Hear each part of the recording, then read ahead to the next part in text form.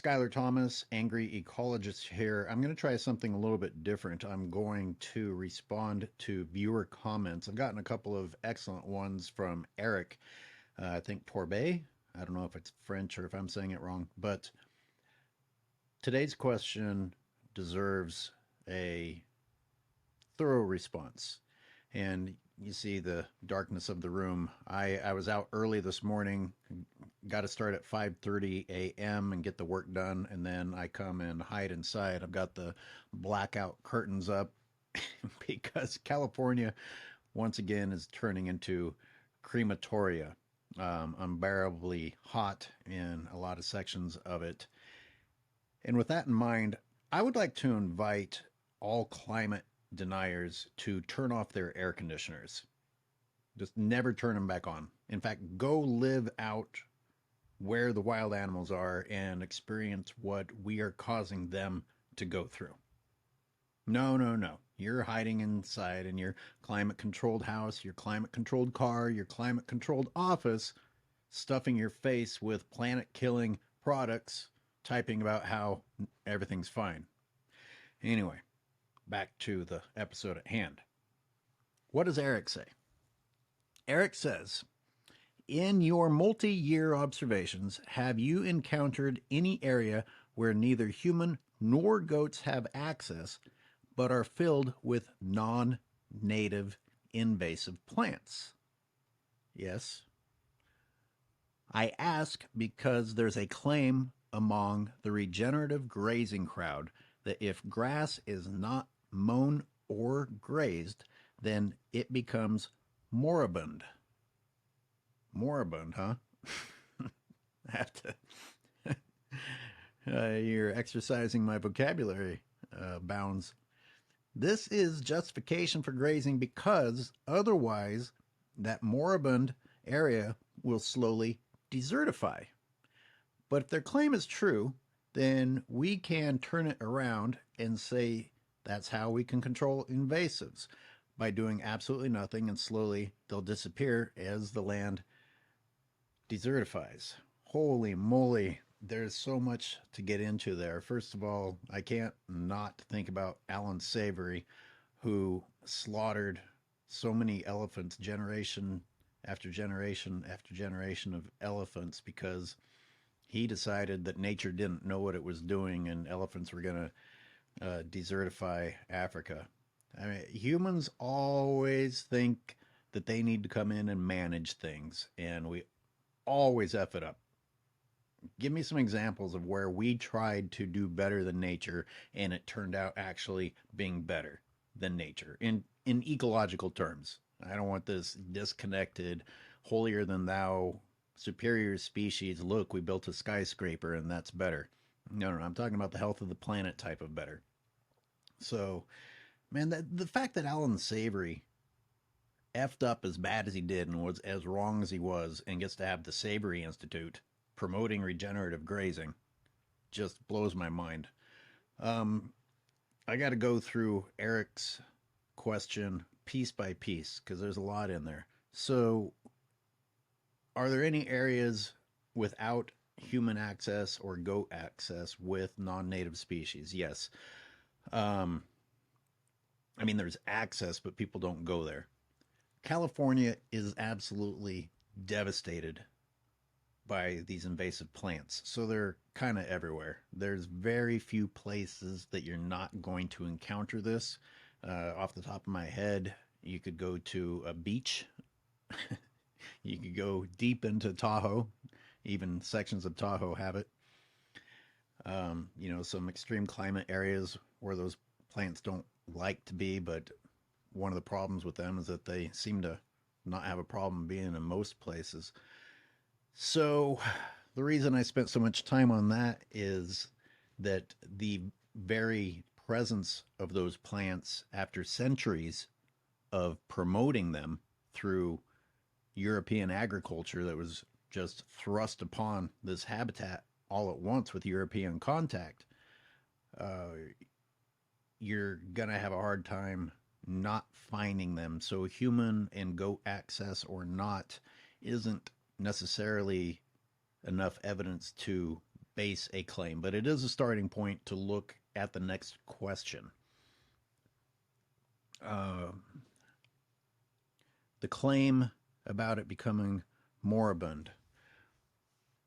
Well, first let me explain the sections where that humans and goats aren't going, because one of the challenges I faced was having a control. You know, you've got your study plots, and you want to apply a variable to it, and you want ones that you don't apply variables to it in order to actually observe whether or not your hypothesis is correct.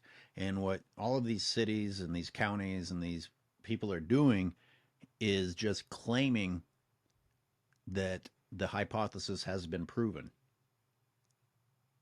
They claim that the hypothesis got to the theory and then was proven. It's not true. It's not true. You know, how I prove that to people that don't want to believe it is a whole nother chapter of challenges. So we won't focus on that in this video. The reason I spent so much time talking about that is that it was very hard for me to find anywhere that they aren't grazing goats. If you look at the maps, or at least I'm referring to the maps that I've been able to see, the only places that the goats don't go are human neighborhoods as far as what's targeted. Sometimes the goats break free and go into human neighborhoods anyway. And if you observe what happens to people's property, you would understand that goats are destructive. That's not like unleashing deer upon your property. It's very different. Parks, you know, places with kids' recreation areas, things like that. Goats aren't allowed in there. You know, that's our carefully, never-endingly maintained grasses and lawns and things like that. So the only places that the goats go are the few remaining wild open space areas that unfortunately are dominated by invasives. And the only places that aren't dominated by invasives where I've been documenting are right along the water channel, creeks, the tributaries, and right down in the creek bed. And then you have some native trees remaining growing along the border of that water line. That's one of the reasons that it's so upsetting what they're doing in these areas.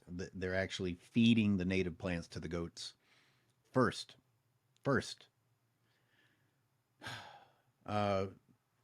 So what are the areas then that I found that they aren't grazing the goats and they aren't mowing? Funny enough, this is a huge chapter in the documentation I will be releasing.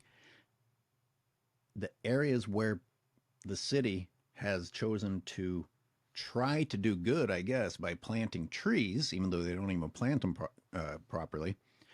Basically, it's these urban forestry projects, and it took me years of observing to finally figure out what I was seeing.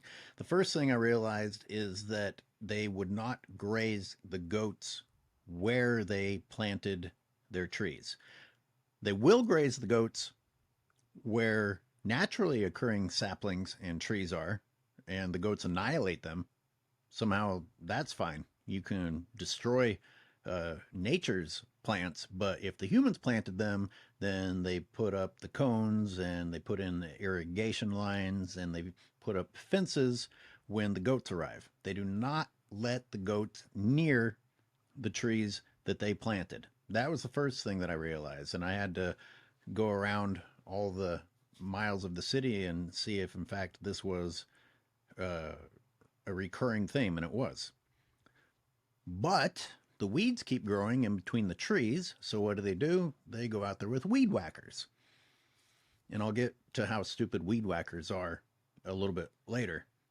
Point is that the goats were gone from that area, and then the human management took the form of actual humans using machines. Now there are areas of the urban forestry projects that are older, that have been there since even before I showed up. How do I know they're urban forestry? Well, because the trees are in straight lines and the people that planted them never took the cones off. So these poor trees have pieces of cones sticking out of their bark, and still around the bases as they tried to grow. And they never cleaned up the irrigation pipes either. So that's how I know. Point being, after X amount of time, they stopped sending in the weed whackers. These, if you didn't know better, you would just think were trees that have been there forever because they're pretty big. Nope, it was an urban forestry project. And eventually, they stopped sending in the weed whackers. The good news is they never went back to sending in the goats. It's great news for me because it provided the example to compare to all the areas that they do goat graze. And guess what? And let me prepare you for everyone who's going to say that I'm lying. I've got 5 years of footage going out there day after day after day showing that what I'm saying is true. Where they stopped grazing the goats is way healthier than the areas that they annually graze the goats. The density of the weeds is less. The number of species of invasives is less. Nothing else is taking place there. It's humans just removing them messing with nature. And I have feared, ever since I finally figured that out, I have feared that they're going to be like, oh shit, we haven't been managing this, we'd better go in, which would mean that they're going to F up all the progress that has been taking place. Now, what I'm basically talking about is passive recovery. I have spoken to some ecologists,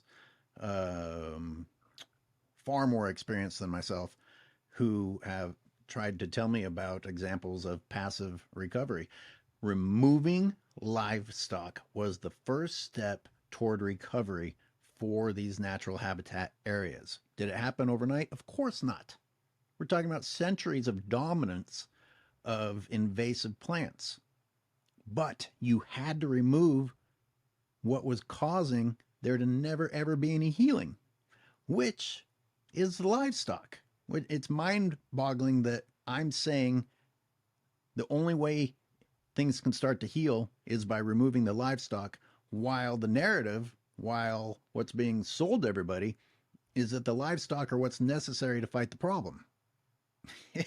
It's not true. It's not true. So there's my example of passive recovery. The other example are the areas that I've worked on. I've actually laid human hands upon and tried to help recover.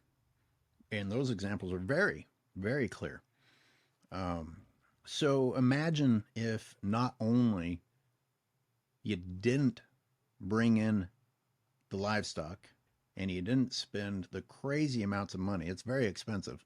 You didn't spend the crazy amounts of money on that, but you actually went in and applied some human intelligence to these areas and used a new strategy. We'd actually be making some progress, which leads me to the next point.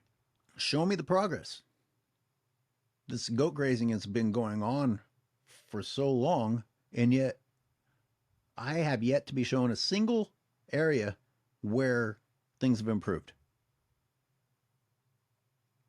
The goats are like a self-fulfilling prophecy. It's like, hey, the weeds are a problem if you don't bring in the goats. The weeds are a problem because you bring in the goats. The thing is, the weeds grow so fast, and people are so afraid of fire and have bought into this whole, vegetation management thing, that as soon as they see the tall weeds, they think, oh, God, we need the goats. Or we need the mowers, whichever method your municipality is subscribing to.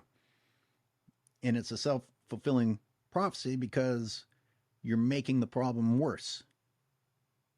And this brings me to another part of Eric's comment.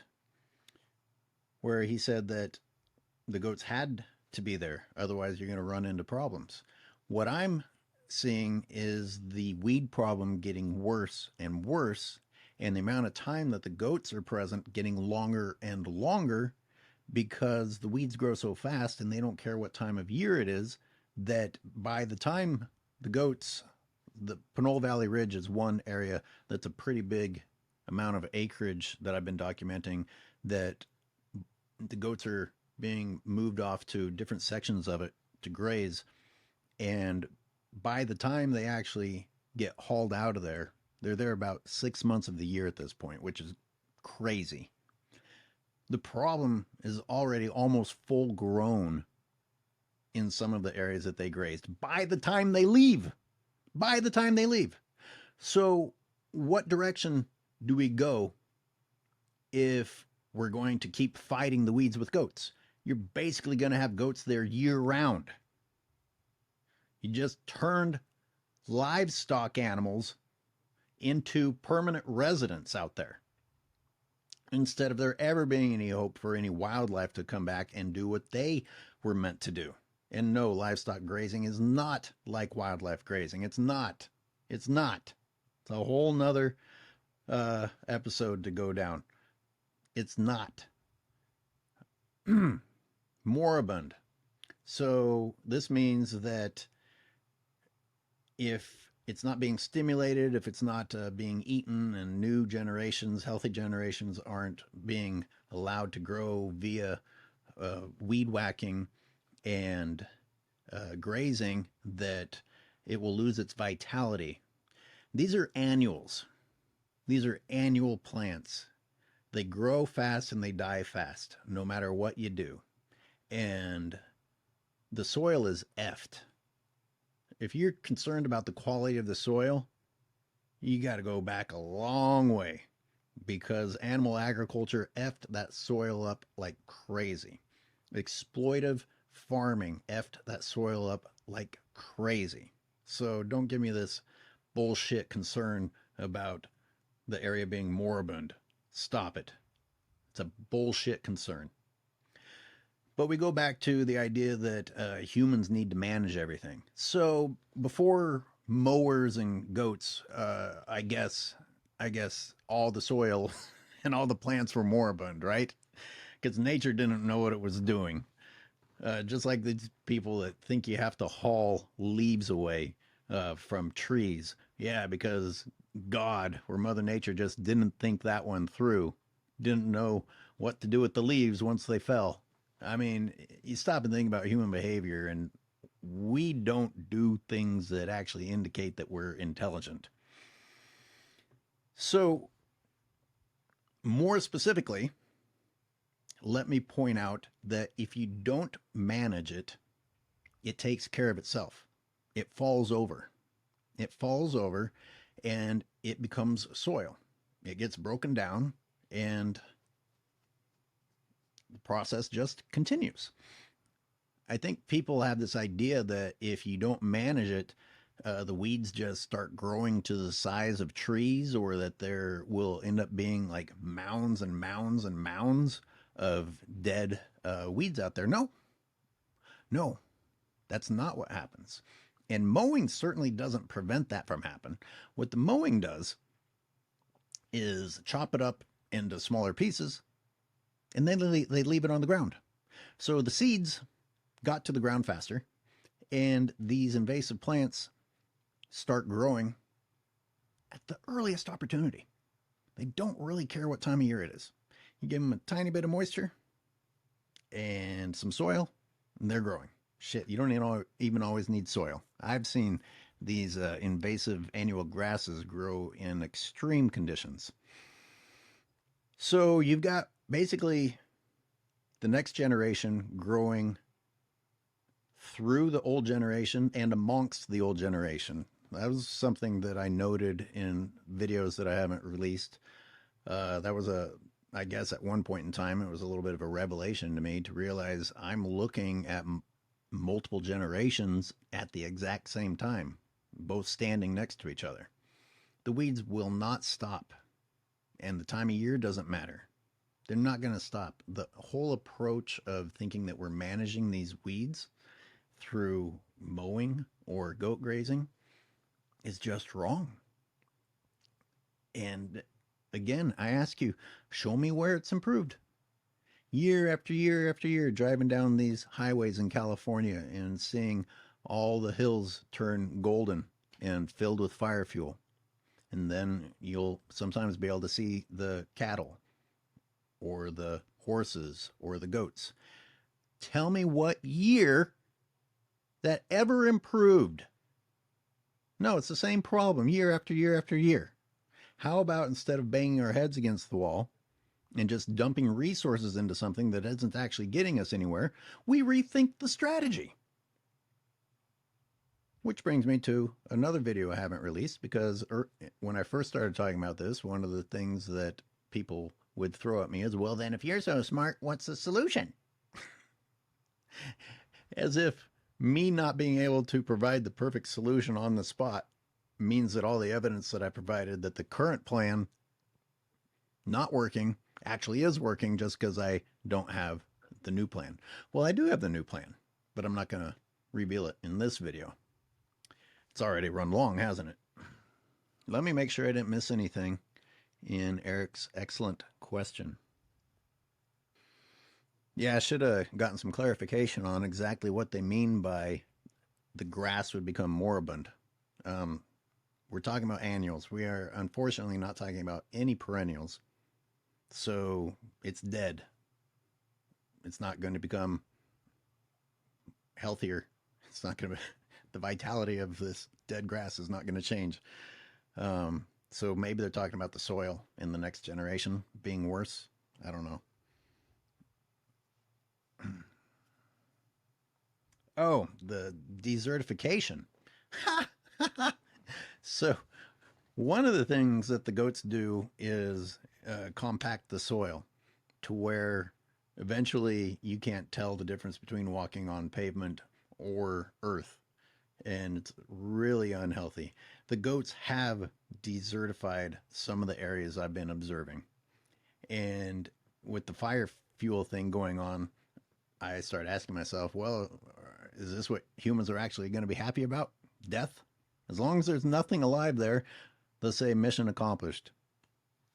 And the funny thing is, these goat grazing programs originally claimed that they would improve the habitat for the wildlife.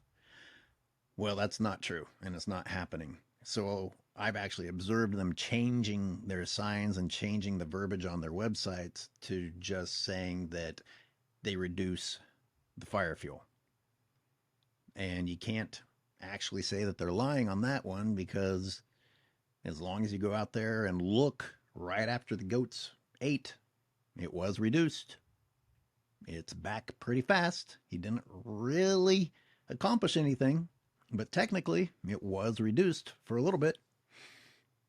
Even if the goats trampled most of it and left it on the ground, they ate some of it, so it was reduced.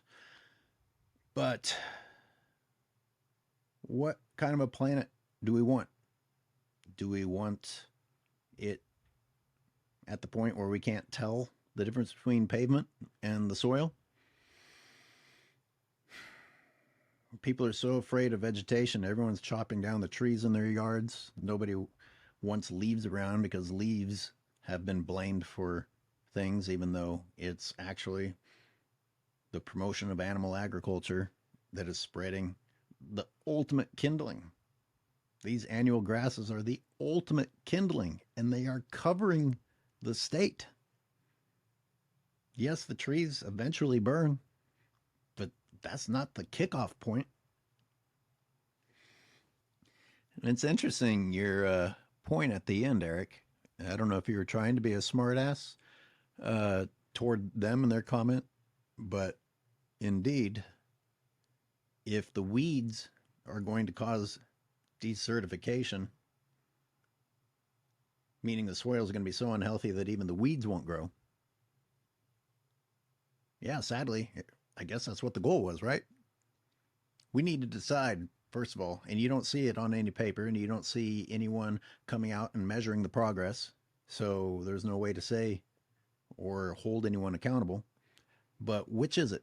Are you trying to make the habitat better? Because these animals, the few ones that are left, never signed up for a hill that was once covered with green native perennials and some native annuals. They never signed up for that to be turned into pebbles and bare soil, compacted soil. That's not an improvement for them. So, which is it? Are you just trying to turn the planet into something that doesn't have vegetation that can potentially burn? Or are you trying to improve the habitat? I'll cut it there. I hope people will present their questions because I'm sure I left out a few things. Again, I have filmed all of this evidence for the last 5 years in painstaking detail to the point that by the time I'm home, I have to work on other things, pay the bills, etc. So I never publish it, but it all exists. So by all means, please send your smart ass remarks and tell me how stupid I am and how everything I'm saying isn't true. Because I can't wait to show you with detail that I'm right.